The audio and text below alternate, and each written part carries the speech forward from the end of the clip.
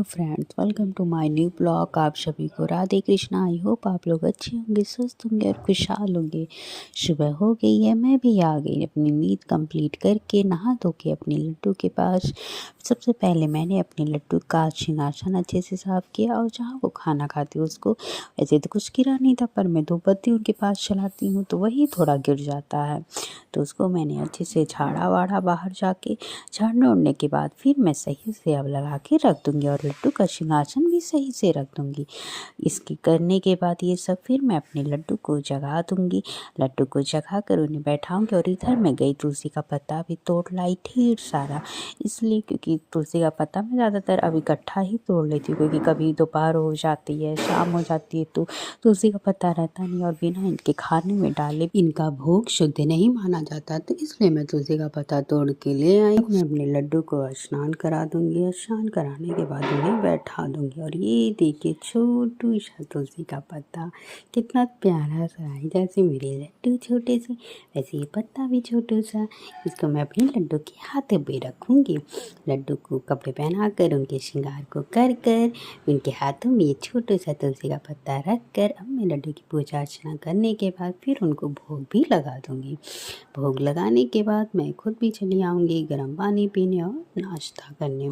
आज नाश्ते में मैंने टोस्ट और चाय लिया है, तो हम लोग मिलके चलो नाश्ता करेंगे। और आज ब्लैक टी है, आप लोग जैसा देख ही रहेंगे, इसलिए क्योंकि कल दूध हमारे घर नहीं आया हुआ था तो और पापा भी घर पर थे नहीं, तो इसलिए आज हमें ब्लैक टी पीना पड़ा। वैसे तो मुझे ब्लैक टी बिल्कुल भी नहीं पसंद है, पर पी लिए, थोड़ा सा सुबह का टाइम था इसलिए मैंने पी लिया। और इधर अब खाना भी बनना स्टार्ट हो गया। आज खाने में दाल चावल करेले की सब्जी और रोटी बनेगी। वैसे तो बाद में आलू का बॉयल हुआ है तो उसका भरता बन जाएगा, क्योंकि सिर्फ करेला मेरे घर कोई नहीं खाता है। ये सब करने के बाद फिर मैं आ गई अपने लड्डू को खिलाने। लड्डू को खाना मैंने ठंडा करके उन्हें खिला दिया।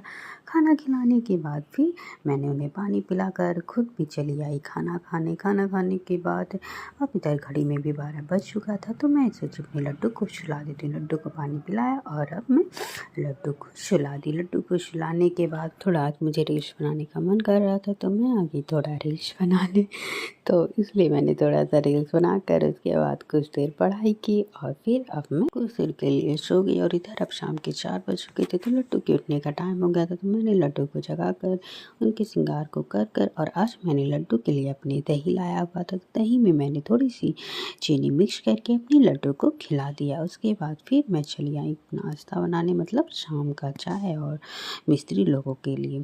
उसके बाद उन लोगों को देने के बाद फिर हम लोग भी खुद भी चाय पिए और इधर मम्मी झाड़ू भी लगा दी।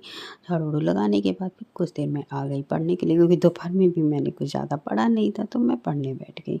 और अब इधर शाम हो गई थी तो मम्मी चली गई भगवान जी की पूजा अर्चना करने। पूजा अर्चना करने के बाद इधर मैं आ गई किचन में। किचन में मैंने सोचा पहले अपने लड्डू को दूध पिला देती हूँ गुनगुना करके, उसके बाद खाना बनाऊँगी। तो मैंने अपने लड्डू के लिए गुनगुना दूध लाया, उन्हें पिलाकर उसके बाद अब मैं चली आई खाना बनाने। खाने में मैंने रोटी सब्जी और चावल बनाया है। सब लोग खाना खा चुके हैं और उसके बाद मैं भी बैठ गई खाना खाने। खाना खाने के बाद फिर आ गई अब इधर मैं अपने लड्डू को सुलाने। लड्डू को पानी पिलाकर उन्हें सुला दिया और मैं भी आ गई अपने बिस्तर पे। जहाँ मैं सोती हूँ वहीं मेरे लड्डू भी सोते हैं।